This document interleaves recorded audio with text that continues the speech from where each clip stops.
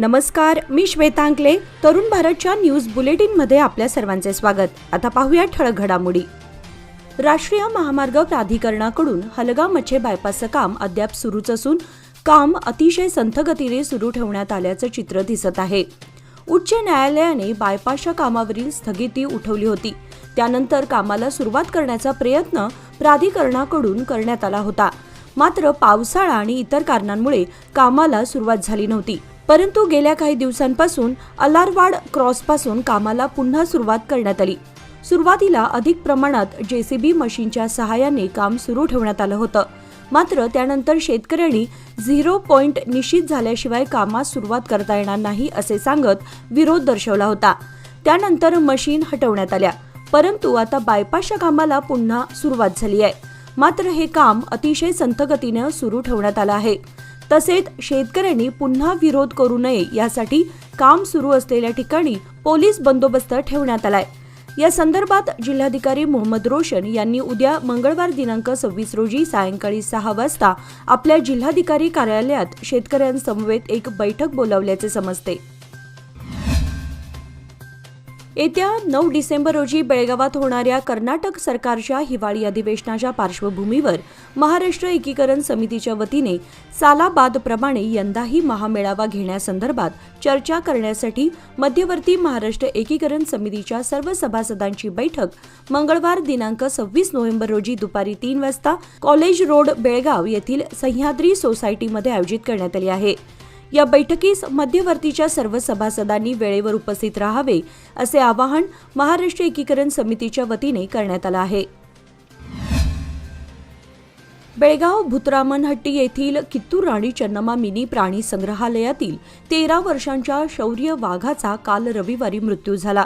शौर्य हा मायकोप्लाझ्मा, सायटॉक्स झोनोसिस आणि बेबेसिओसिस या दुर्मिळ आजाराने ग्रस्त होता. त्यामुळे वन्यजीव डॉक्टरांच्या सल्ल्यानुसार त्याच्यावर प्राणी संग्रहालयात उपचार सुरू होते. मात्र उपचार निष्फळ ठरल्यानं रविवारी सकाळी 9:15च्या सुमारास त्याने अखेरचा श्वास घेतला. शवविच्छेदन तपासणीनंतर केंद्र सरकारच्या नियमानुसार शौर्यवर प्राणी संग्रहालयाच्या आवारात अंत्यसंस्कार करण्यात आले. यावेळी प्राणी संग्रहालयाच्या कार्यकारी संचालक मारिया क्रिस्तू राजा, सहाय्यक वन संरक्षक नागराज बलेहोसूर, विभागीय वन अधिकारी पवन कुर्णिंग, प्राणी संग्रहालयाचे डॉक्टर नागेश हुईलगोळ, डॉक्टर प्रशांत कांबळे व कर्मचारी उपस्थित होते. 2021 साली शौर्यला बेंगलोर येथील बन्नेरघट्टा प्राणी संग्रहालयातून बेळगावच्या मिनी प्राणी संग्रहालयात आणण्यात आलं होतं. गेल्या 3 वर्षांपासून हा वाघ पर्यटकांच्या आकर्षणाचा केंद्रबिंदू ठरला होता. मागील वर्षी देखील शौर्यला अशाच एका आरोग्याच्या समस्येने ग्रासले. मात्र उपचारानंतर तो बराही झाला होता. मात्र आता पुन्हा या आजाराने त्याची प्रकृती खालावलेली होती. यामुळे प्राणी संग्रहालयातील तज्ज्ञ डॉक्टरांनी त्याच्यावर गेल्या 21 दिवसांपासून उपचार सुरू केले होते. मात्र यामध्ये डॉक्टरांच्या प्रयत्नांना अपयश आलं अशी माहिती विभागीय वन अधिकारी पवन कुर्णिंग यांनी दिली आहे. नुकतेच बेळगावमधील महत्त्वाच्या भागातील पायाभूत सुविधांच्या गरजा लक्षात घेण्याच्या उद्देशाने बेळगाव उत्तरचे आमदार आसिफ सेठ यांनी काकतीवेस, खडक गल्ली, खंजर गल्ली आणि दरबार गल्ली यासह वीरभद्रनगर, शिवाजीनगर आणि असद खान सोसायटीच्या परिसरातील पायाभूत सुविधांचे सर्वेक्षण केले. या प्रसंगी युवा नेते अमन सेठ, नगरसेवक मुजम्मिल डोणी, नगरसेविका रेश्मा भैरखदार, करीमुल्ला मुल्ला तसेच इतर स्थानिक नेत्यांसह सर्वेक्षण पूर्ण करून सार्वजनिक सुविधाबाबत माहिती जाणून घेतल्या. पुढील विकासाच्या दृष्टीने रहिवाशांच्या गरजा ओळखून या सर्वेक्षणादरम्यान रस्त्यांची देखभाल, ड्रेनेज व्यवस्था, पाणी पुरवठा, पथदीप अशा विविध मुद्द्यांवर चर्चा करून विविध कामांना सुरुवात केली आहे. त्यामुळे या भागातील नागरिकांना दिलासा मिळाला असून समाधान व्यक्त करण्यात येत आहे. कॅन्टोन्मेंट बोर्डाने अवजड वाहतूक रोखण्यासाठी कॅन्टोन्मेंट परिसरातील रस्त्यावर लोखंडी कमानीनंतर आता लोखंडी बॅरेल ठेवले आहेत. यामुळे अवजड वाहतूक रोखली जाईल की नाही हे माहिती नाही, परंतु यामुळे अपघातात मात्र वाढ झाली आहे. ग्लोब थिएटर कॉर्नर व गांधी स्मारक अशा दोन्ही ठिकाणी हे बॅरेल ठेवण्यात आल्याने वाहतुकीस अडथळा निर्माण झालाय. त्यामुळे वाहनधारकातून नाराजी व्यक्त होत आहे. कॅम्प परिसरामध्ये अनेक शाळा आणि रहिवासी वसाहती आहेत. शहरातून हिंडलगाच्या दिशेने जाणारी वाहने कॅम्प भागातूनच ये जा करतात.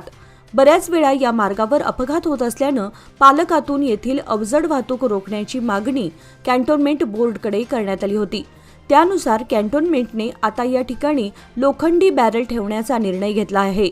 परंतु हे बॅरल चुकवताना दुचाकीसह 4 चाकी वाहनांचे आता सर्रास अपघात होत आहेत। विशेषतः सकाळी आणि संध्याकाळी शाळेच्या वेळेमध्ये या मार्गावर मोठ्या प्रमाणात गर्दी होत असून हे बॅरल डोकेदुखीचे कारण ठरू लागले आहेत। अवजड वाहतूक रोखण्यासाठी इतर पर्याय राबवणं गरजेचं आहे, परंतु अशा बॅरलमुळे अपघात होत असून ते त्वरित हटवण्यात यावेत अशी मागणी नागरिकांमधून होत आहे। असे बॅरल लावल्याने अवजड वाहतूक कशी काय रोखली जाऊ शकते असा प्रश्नही सध्या उपस्थित केला जातोय। बेळगाव शहरातील मार्केट पोलीस स्टेशनचे पोलीस निरीक्षक यांनी वकील बसवराज जर्ली यांच्यावरती खोटा गुन्हा दाखल करून त्यांना दमबाजी, मानसिक व शारीरिक त्रास देत आपल्या अधिकाराचा गैरवापर केला असल्याचे निवेदन जिल्हाधिकाऱ्यांना बेळगाव बार असोसिएशन संघटनेने दिलाय। यावेळी पोलीस स्थानकाविरोधात वकिलांनी रास्ता रोको करत जाहीर निषेध व्यक्त केला। संबंधित अधिकाऱ्यांची वरिष्ठ पातळीवर चौकशी करून त्यांच्यावर कडक कारवाई करण्यात यावी अशी मागणी बार असोसिएशनच्या वतीने जिल्हाधिकाऱ्यांना या निवेदनाद्वारे करण्यात आली। यावेळी बहुसंख्य वकील उपस्थित होते। शेतकऱ्यांच्या मागे आपण खंबीर असल्याचे दाखवत सत्तेत स्थापन झालेल्या काँग्रेस सरकारने शेतकऱ्यांचे कोणतेही प्रश्न मार्गी लावले नाहीत।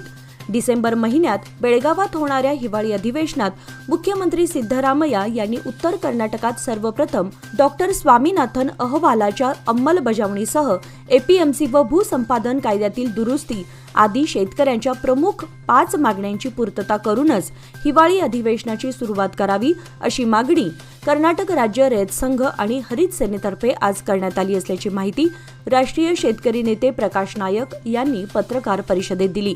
मुख्यमंत्री सिद्धरामय्या स्वतःला शेतकऱ्यांचे पाठीराखे म्हणवून घेणारे आणि कायद्याच्या चौकटीत काम करणारे आहेत असे भासवतात। यापूर्वी विरोधी पक्षाचे नेते असताना त्यांनी आपण सत्तेवर येताच भूसुधारणा कायदा दुरुस्ती रद्द करू असे आश्वासन दिले होते।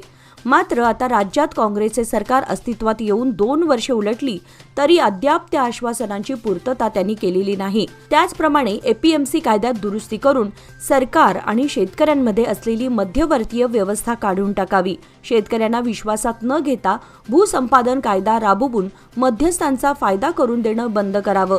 भूसंपादनावेळी शेतकऱ्यांना तत्कालीन बाजारभावाप्रमाणे त्यांच्या जमिनीचा दर दिला जावा अशी मागणी यावेळी करण्यात आली। उद्यमबाग पोलीस ठाण्याच्या व्याप्तीत एका तरुणाला तब्बल 1,06,000 किमतीचा आयफोन सापडला होता। त्या तरुणाने सदर मोबाईल पोलिसांकडे सुपूर्द करत आपल्या प्रामाणिकपणाचं दर्शन घडवलं। मारुती हट्टी असे या तरुणाचं नाव असून त्याला उद्यमबागमध्ये आयफोन 15 मॉडेल कंपनीचा तब्बल 1,06,000 रुपये किमतीचा मोबाईल फोन सापडला होता। त्याने तो मोबाईल उद्यमबाग पोलिसांच्या स्वाधीन केला। त्यावेळी पोलीस पथकाने मोबाईल मालकाचा तांत्रिक तपासाच्या आधारे शोध घेऊन मोबाईल मालकास पोलीस ठाण्यामध्ये बोलावून घेऊन मोबाईलची ओळख पटवून घेत उद्यमबाग वरिष्ठ पोलीस निरीक्षकांच्या हस्ते तो मूळ मालकास परत करण्यात आला। यामुळे मोबाईल परत करणाऱ्या मारुती हट्टीचे सर्वत्र कौतुक होत आहे। बेळगाव ख्रिश्चन समुदायाच्या विभागाचे bishop reverend doctor Derek Fernandes यांच्या मार्गदर्शनाखाली धार्मिक मिरवणूक पार पडली। कॅम्प येथील फातिमा कॅथेड्रल चर्च येथून दुपारी 4 वाजता या मिरवणुकीला सुरुवात झाली। सदर मिरवणूक Saint Joseph convent road, globe theatre, Khanapur road, Chhatrapati Dharmaveer Sambhaji Maharaj चौक, कॉलेज रोड, वनिता विद्यालय मार्गे मार्गक्रमण करत सेंट झेवियर्स हायस्कूल परिसरातील इमॅक्युलेट कन्सेप्शन चर्च आवारामध्ये समाप्त करण्यात आली। या मिरवणुकीत ख्रिश्चन समाजाचे धर्मगुरू, नन आणि समाज बांधव असे सुमारे 1,500 नागरिकांनी उत्स्फूर्त सहभाग घेतला होता। मिरवणुकीदरम्यान या सर्वांकडून प्रार्थना व भक्तिगीतांच्या माध्यमातून भगवान येशू ख्रिस्ताची स्तुती केली जात होती। यंदे खूट येथील ट्रॅफिक सिग्नल कोसळून अनेक महिने उलटले तरी अद्याप त्या ठिकाणी नवा सिग्नल बसवण्यात आलेला नाही। सिग्नल नसल्यानं यंदे खूट परिसरामध्ये वाहनांची प्रचंड कोंडी होत आहे। सकाळी व संध्याकाळी शाळा भरण्याच्या व सुटण्याच्या वेळी वाहनांच्या रांगाच रांगा लागत आहेत। त्यामुळे किमान अधिवेशनापूर्वी तरी हा सिग्नल बसवला जाणार का असा प्रश्न निर्माण होत आहे।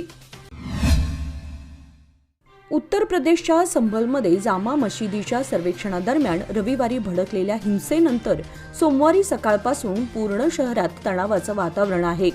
हिंसा प्रभावित भागांमध्ये संचारबंदी सदृश स्थिती आहे. प्रशासनाने स्थिती नियंत्रणात आणण्यासाठी कठोर पावले उचलली आहेत. पोलीस महानिरीक्षक मुनिराज यांच्या नेतृत्वात पोलीस विभागाने हिंसा प्रभावित भागांमध्ये संचलन केलं आहे. शहरातील सर्व प्रमुख चौकांमध्ये बॅरिकेडिंग करण्यात आलं असून प्रवेश मार्गांवर पोलीस तैनात आहेत. पोलिसांनी आतापर्यंत हिंसेप्रकरणी 25 जणांना अटक केली असून यात 2 महिलांचाही समावेश आहे. तर या भागात बाहेरील लोकांच्या प्रवेशावर बंदी घालण्यात आली आहे. इंटरनेट मंगळवारपर्यंत बंद राहणार आहे. भारताच्या राज्यघटनेच्या परिशिष्टात अंतर्भूत करण्यात आलेले धर्मनिरपेक्ष आणि समाजवाद हे शब्द घटनात्मकदृष्ट्या वैध आहेत असा निर्वाळा सर्वोच्च न्यायालयाने दिलाय. न्यायालयाने हे शब्द काढून टाकण्याची मागणी करणाऱ्या याचिका फेटाळल्या आहेत.